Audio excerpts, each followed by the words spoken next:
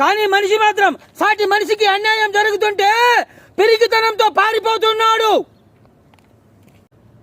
గడ్డి పరకలన్నీ ఏనుగును బంధిస్తాయన్న సంగతి మర్చిపోతున్నారు.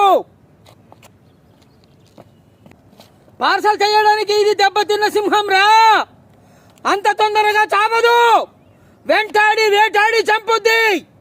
రండ్రా నా కొడకల్లారా రండి. శరీరంలో తప్పు చేసిన భాగాన్ని కోసేయడం నాకు అలవాటు. తప్పు మాట్లాడితే గొంతు కోస్తా.